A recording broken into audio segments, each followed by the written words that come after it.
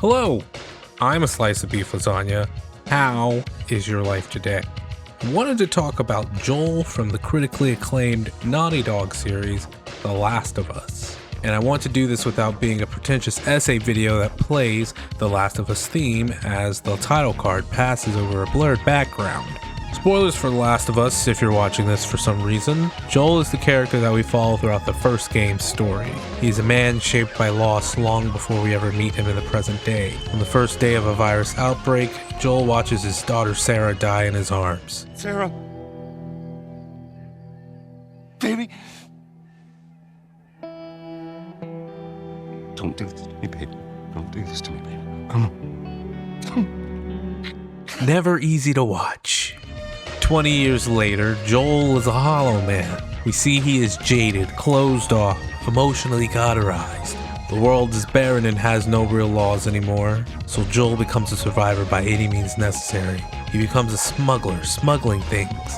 And with smuggling, sometimes things can get quite smuggling. Tricky. I mean tricky. In all of the chaos, sometimes the only way out is cold-blooded murder. Shoot 'em dead, he said. But this is not Uncharted. This is not portrayed as cool or heroic.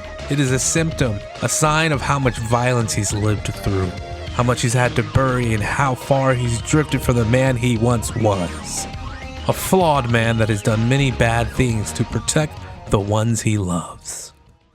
This is how you gonna repay me, huh? Repay you? For all those goddamn years I took care of us. Took care. That's what you call it? I got nothing but nightmares from those years. You survived because of me. It wasn't worth it.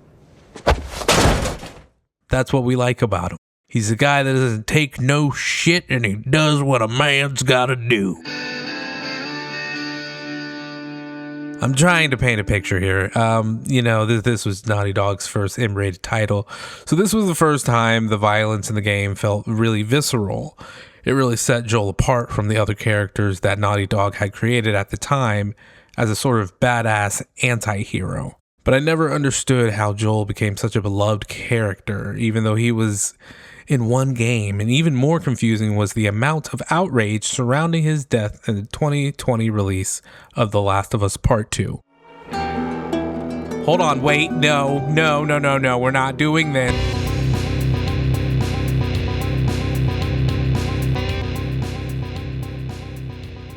The Last of Us is basically a story about two blokes who should have never met becoming the most important people in each other's lives. But she's not crossing to that part of town. I want Joel to watch over her. Whoa, I don't think that's I'm the not best Ellie. idea. with him.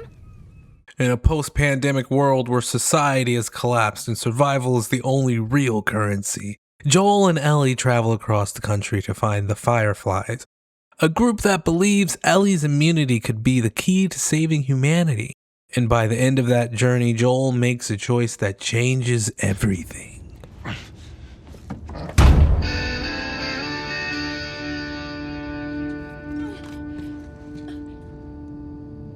You just come after her.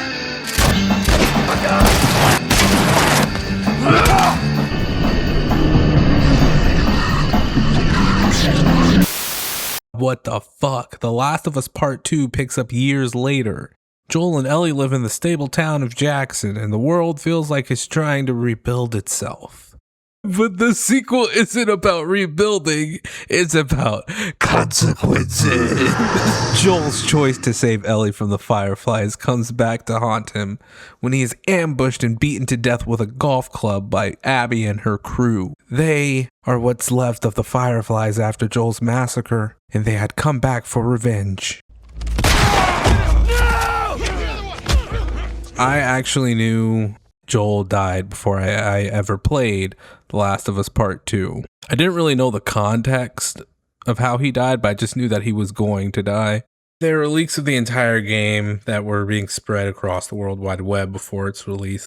I usually just avoid leaks when they happen, but not these. Someone had to make sure I saw it. I was just scrolling Facebook one day and saw an in-game image someone had posted of Abby choking Ellie. I didn't think much of it. Worst case, I figured their stories eventually led to a fight. That's not the worst spoiler. I wasn't going to let it ruin my experience. Then a few days later, I typed the letter J into YouTube, and every result was Joel death, The Last of Us 2. Joel dies in The Last of Us 2. Joel death scene, The Last of Us 2. So yeah, I knew it was coming. But even then, I wasn't bothered. Joel always felt like a character whose story had an expiration date. Look, let me tell you a story. Once upon a time, I had somebody that I cared about. A partner. Somebody I had to look after. And in this world, that sort of shit's good for one thing. Getting you killed.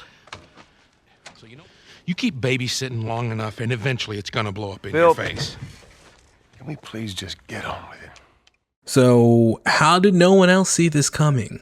Joel in the first game is a man who calculates every risk. He's the guy who doesn't trust strangers. He's very cautious. He doesn't trust anything that breathes unless he absolutely has to. And that makes sense, since Joel has survived 20 years of presumably severe trauma, but then in The Last of Us 2, Joel feels different. When he's introduced, he's noticeably softer and willing to help people. Abby, for some fucking reason. People explain it away by saying, Joel is nice now because he lived in Jackson. And sure, Jackson is peaceful, but even then, the events leading up to his death feel sloppy for anyone with common sense, let alone Joel as a character. We're expected to believe that Joel helps Abby, a stranger, during a snowstorm while she's being chased by a horde of infected. The game has to put these obstacles in place to force Joel into a vulnerable position, but it feels off because anybody in that situation would have told Abby, sucks to suck. I guess none of that matters because this is a video game, so we need to set up the plot as quickly as possible, which is Joel's death. But what does matter about Joel's death is what the game doesn't tell us. We never learn what Joel did during those 20 years after Sarah died, so we never learn the full extent of the violence he's committed, and because of that, it makes perfect sense that his past would eventually go back to haunt him. You reap what you sow or whatever. Joel has done many bad things to different people, so narratively, his death is the only logical continuation of the story. The Last of Us 2 was never going to be another Joel and Ellie adventure. It had to be about the consequences of Joel's actions at the hospital. With that in mind, the game deliberately doesn't tell you why these people killed Joel. You're supposed to sit there and think, okay, who did Joel piss off this time? You can guess they're fireflies. Ellie's half of the game gives you hints to that. But it's not until you play as Abby that the full picture comes together. Abby's father was the doctor Joel killed to save Ellie. That's the entire story right there. It's grief and loss. It's the narrative rhyme scheme of this series. Joel's death scene is brutal. The game makes you sit in it. You see Tommy beaten unconscious. You see Joel mutilated by a shotgun blast. You see Ellie screaming, pleading for Joel's life. And when Joel fades away, the audio pulls out, leaving you in this deafening silence as Ellie's voice disappears. It's almost like we become Joel in his final moments, watching Ellie through blurred vision. Joel, please get up!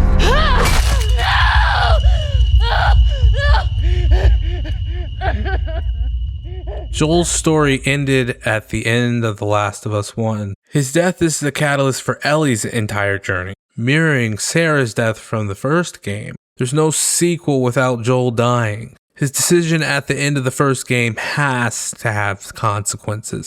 And those consequences have to be heavy. Otherwise, the ending of the last one becomes pointless, like realizing all your choices in The Walking Dead didn't matter. Clementine will remember that, but will she though?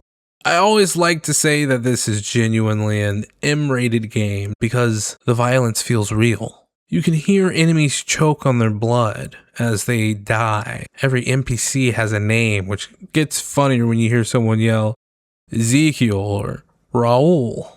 That's what the names are. The names are a subversion of your expectations because we have to be inclusive. So we're Ezekiel and Raul. Those are not normal names. And that could be your name, Raul. But it also reinforces the idea that every person you kill is a person. I bring this up because another point that people bring up is the fact that they wanted Joel to have some triumphant, meaningful, heroic death. But real violence isn't triumphant. Real violence is not righteous, and you do not get saved at the last second. And that's what The Last of Us 2 leans into. The violence isn't far removed from the real world. People suffer every day. War crimes, atrocities, cruelty, it's all real. When a game can bring that kind of subtext to the surface, it forces you to look in the mirror. Joel's death has to be blunt and brutal. It makes you realize, dang, this is what I did to every other person I ran into as Joel. And Joel could be, and probably was, just as evil as the people he killed. Joel's death was supposed to happen exactly how it did. The fact that people were upset is the entire point. Even the actors said they cried while filming it. As pointed out before, the setup of Joel's death is very precarious. There are a million ways to stage Joel's death more believably. I've heard suggestions like Abby and her crew should have infiltrated Jackson. I even thought Abby could have captured Tommy as a setup to ambush Joel, but a lot of things could have worked better. But you have to set up scenarios that make sense from a gameplay perspective. You can't have a 3-hour walking simulator before the plot finally kicks in, so the game has to get to the point. It has to create gameplay scenarios for the player and scenes that actors can perform in a motion capture studio, which is literally just an empty room with ping pong balls on suits. I think it's safe to say that that limits what those actors can do. You can't stage a massive infiltration scene with props and sets. What you can stage is a cabin scene with people standing around talking. But honestly, no version of Joel's death would have satisfied everyone. What matters is how it informs us about the characters, and the acting is what carries that entire moment, and it carries the entire game.